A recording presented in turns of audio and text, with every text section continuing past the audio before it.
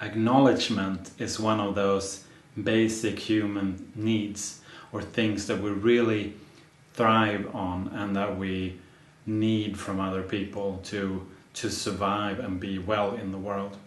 There is this story about an African tribe that has been with me for several years. It tells about a tribe in Africa where the worst punishment is not jail or death or any kind of those kinds of sentences. The worst kind of sentence there is that you are sentenced to still live in the village, but nobody will look at you, nobody will pretend that you even exist, they will not talk to you. And what often happens with these people is that after a time, they get sick and many even die in that lack of human acknowledgement from other people. And I find it many times in our relationships, in our workplaces and so forth, where we do the same thing unconsciously. We forget to acknowledge each other as human beings. It all becomes about reports and stuff and things, and we forget to see each other as human beings. In a relationship, it might be about the kids, everything back and forth, and we forget to acknowledge our partner. Another story that I think is very illustrative of this point is about a story in a newspaper where a man escaped from a prison. There were 3 men escaping. There were 2 who planned the escape and then the third who obviously seemed to tag along. And the thing that was really curious about this thing was that the third man had served 3 years of a long sentence and only had 2 months to go.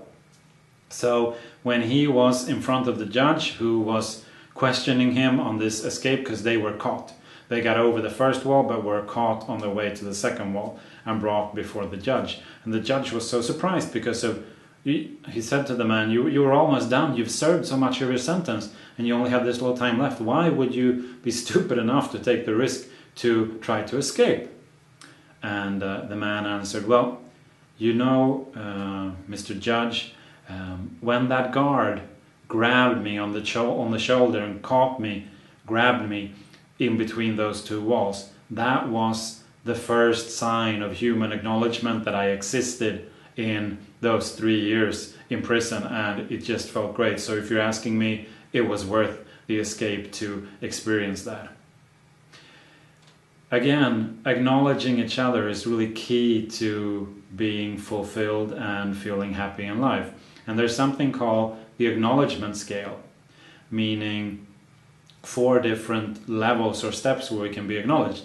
And the most beautiful and wonderful way is, of course, if we're acknowledged for what we are. It's sort of B, the being, where a B plus, being plus, so to speak, meaning we get acknowledged for what we are as people. We don't even have to do anything. We don't have to perform a special way. The unconditional love that we receive just because we are ourselves.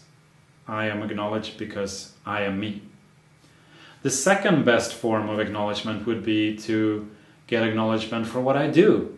Sort of a do plus what I do. That's about that being acknowledged for I do this, I deliver on time, I produce this, I do this, I say this. For whatever it is I do, I get acknowledgement.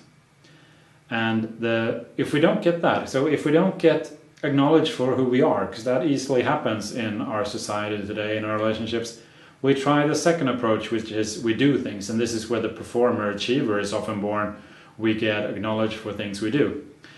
The third step on this scale is where we have discovered that I'm not getting enough acknowledgement for who I am.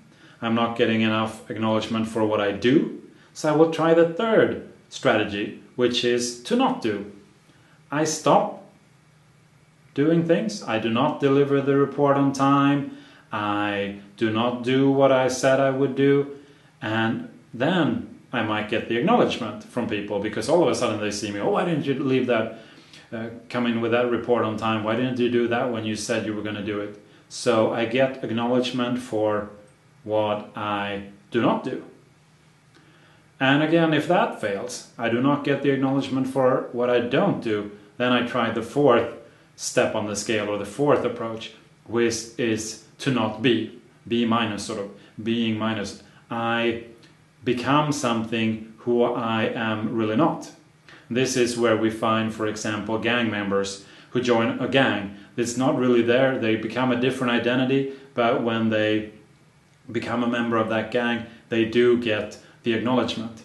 I become an anti-identity, something totally, completely different than I truly am. And then I might get the acknowledgement. It might not be the best form of acknowledgement, but it will be some sort of acknowledgement that I can at least survive and not become like that person in the African village who nobody sees or acknowledges exists at all. So again, reflect yourself. What kind of acknowledgement do you get most of the time? What have you been getting from your parents, from other people important in your life, important people in your life? Has it been about who you are, what you do, what you don't do, or who you are not?